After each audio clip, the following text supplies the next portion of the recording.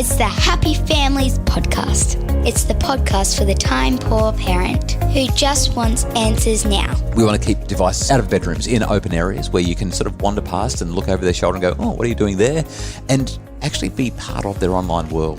And now here's the stars of our show, my mum and dad. G'day, it's Justin and Kylie. We're the parents of 6 kids. We're the founders of happyfamilies.com.au and we're the hosts of this podcast, the Happy Families podcast. Sorry, I nearly forgot who we were and what we were doing for a sec. This is Mental Health Awareness Month. Over the last week or so, we've been having big conversations about some really hard topics. And today, maybe a slightly surprising conversation about digital self-harm when we're talking about our children's well-being and their mental health. Something that we don't hear often about is what's going on online, specifically in terms of what kids might be doing to themselves. So today, that's our topic, digital self-harm. There was an article recently published in the Sydney Morning Herald. Yeah, we'll link to that in the show notes. When I first read it, I was just completely bewildered. I couldn't imagine why anybody would actually start writing bad things anonymously about themselves on a public forum. Yes, and we should just be really clear. That's what digital self-harm is, right? So self-harm is when you hurt yourself. Digital self-harm is when you hurt yourself, but you do it online. So essentially you cyberbully yourself. You set up anonymous accounts. You say horrible things on your own platform about yourself. That's the idea of digital self-harm. But then as I continued to read it, it occurred to me that there are many people out there who actually do this like verbally in front of their friends. We put ourselves down in an effort to have somebody say something nice back to us and to prove us wrong. And so it makes sense. It's a whole nother generation of... Yeah, it's moved online. Yeah. So a recent study from the United States suggests that somewhere between 5 and 9%, which is actually surprisingly high, of American teenagers have trolled themselves, like posting mean comments about themselves on their own accounts. But when you look at the level of depression that we see among our young people, our tweens and teens, 5 to 9% is probably not actually that high. That probably makes sense. I'm curious if this kind of behaviour would be linked to any kind of mental illness or whether or not this is just a teenage trend. Yeah, so, I mean, outside of depression, that's probably the main thing that we're dealing with here. We've got a kid who's not feeling good about themselves. We spoke, obviously, about depression yesterday for about 15 to 20 minutes and really went into that quite deeply. I did see in one of the articles that I read... in 2013, there was quite a high-profile case of digital self-harm. This was back when Ask.fm was the big social media site that everyone was losing the plot about. For those who missed the memo, Ask.fm was a site where people would jump on and say, tell me the truth, what do you think about me? And people would anonymously post whatever they wanted about this person, and it was troll central. Wasn't that something that's just been recently done? Well, there's new platforms coming up all the time where these kinds of activities occur, but Ask.fm was the first big one, and it was directly implicated with the death of a 14-year-old girl. She died by suicide. Some of the comments that were made were absolutely horrendous, but after an inquiry, it emerged that 98% of the messages, the cyberbullying messages at her, were written by her. Oh, my goodness. So she was getting on there and saying, tell me the truth, be honest with me, the hashtag TBH, to be honest. Let me know what you really think. Am I pretty or am I this or am I that? 98% of the messages that were directed at her were written by her, which highlights a couple of things. Number one, people actually didn't bully her online. So she was so isolated and so lonely. She lacked so much in terms of relationship that nobody was even following her online and bullying her. She was just doing it to herself. She felt that terribly lonely.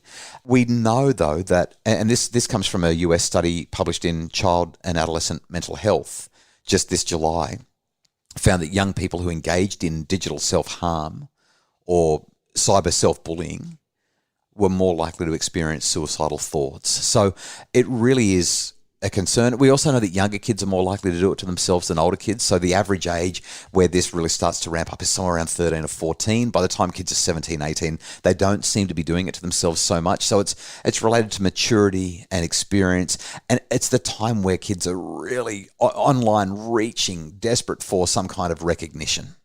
So this is a really tricky one because I want to ask you, how do we know if our kids are engaging in this kind of behaviour? Yeah. Because we're talking about personal cyberbullying. Yes. They're not being targeted by somebody else. This is actually of their own fruition.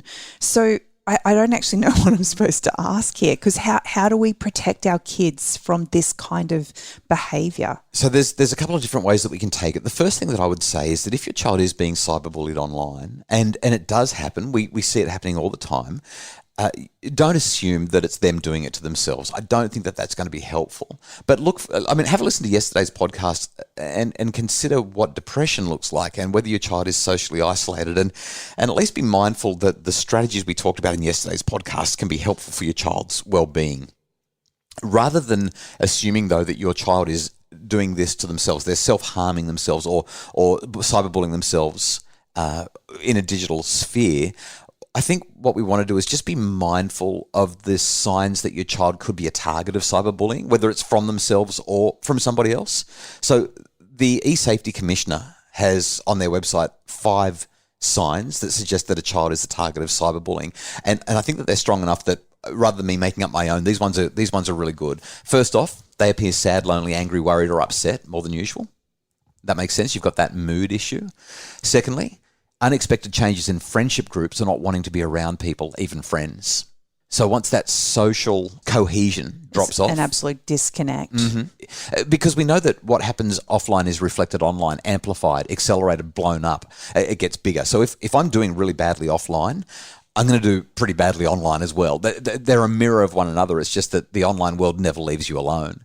So if there are problems in friendship groups, if there are unexpected changes there, or if your child has suddenly stepped into this socially isolated scenario where the friendship group has disintegrated, or maybe they're just not doing well with friends full stop, then that could suggest that the problems that you're seeing are related to some cyberbullying. Maybe you'll see a child become more withdrawn or anxious. There may be changes in sleep patterns, or they're absolutely secretive about their mobile phone use, what they're doing online. They're all the signs that a child could be the target of cyberbullying. So I want to kind of just take a little bit of a tangent here. If your child has had a massive shift in their social relationships, when as a parent do you step in, and should you step in? Yes, you should, but you don't step in to fix it. You step in to support and then to develop a plan. That's really what we're trying to do here. So when we see that, just like we talked about in yesterday's podcast, when we see that things aren't right, our job is to sit down and say, well, things are really hard right now. That's part of being a human. I'm here. Give me a hug. What do you think we can do? How can we move forward? And we've done this with our own children as they've gone through their own crises, including some mental health challenges. We sit down with the kids and we say, this is really tough, isn't it? So is this how you want to stay? Is there anything that you would like to see different? If so, let's work on a plan together. What are the things that we know can help? And so then we put together this plan and we say, well, we're here to support you. So let's do it together. Let's be involved in going for bike rides or going for walks to the beach or doing these things that you like to do. Let's do them together to help you to feel connected, or let's organize for you to get together with that person because you get along well, or do you know what I mean? That's what we do. We make the plan, we get involved. I think from a cyberbullying point of view, though, once again, the esafety commissioner gives us some really good hints, tips, and tricks to guide our kids. They suggest that we use parental controls in apps and devices so that we can monitor and limit what our kids are doing online. Now, typically, I'm not a supporter of that idea, but when you've got a child who's being bullied or you've got a child who's psychologically distressed, having an increased level of monitoring with their awareness for their support, I think there's value in that, because we can say, hey, we need to make sure that you're doing okay. We love you no matter what. We care about you no matter what. And this is part of the process so that we can keep you safe. The esafety commission also says to make sure you've got appropriate limits around time and use so the kids aren't on their screens in the middle of the night and they're not on their screens incessantly following up on who's saying what about them, where and when. We want to keep devices in out of bedrooms, in open areas where you can sort of wander past and look over their shoulder and go, oh, what are you doing there? You need to have appropriate privacy restrictions so that strangers aren't approaching them in their games and in their apps and all that sort of thing, and actually be part of their online world. They're the tips from the esafety commission, and I think they're pretty handy when it comes to dealing with this issue of whether it's cyberbullying or digital self-harm. Some really useful ideas to help with our children and their mental health.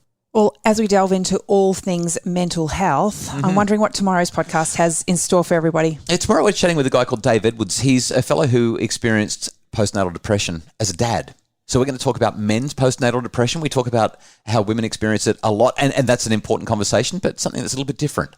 The idea of men experiencing postnatal depression. And then tomorrow night, I've got to mention it because it's going to be awesome. Burnt Out, a free webinar, 30 minutes. It's fast, it's free, and it's for you if you're feeling burnt out over a time. I thought you were about to say furious. No, I'm not going to make it furious, but it's going to be a really fun webinar, only 30 minutes, really short, free, all about how to overcome the burnout that so many parents are experiencing. We've even got a survey that you can do so that you can work out how burnt out you actually are and how that compares to the rest of the population. Burnt Out, a free webinar that we're doing tomorrow night on the Happy Families podcast, but it's not. You've got to go to happyfamilies.com.au or go to our Facebook page, Dr. Justin Coulson's Happy Families, for all the information.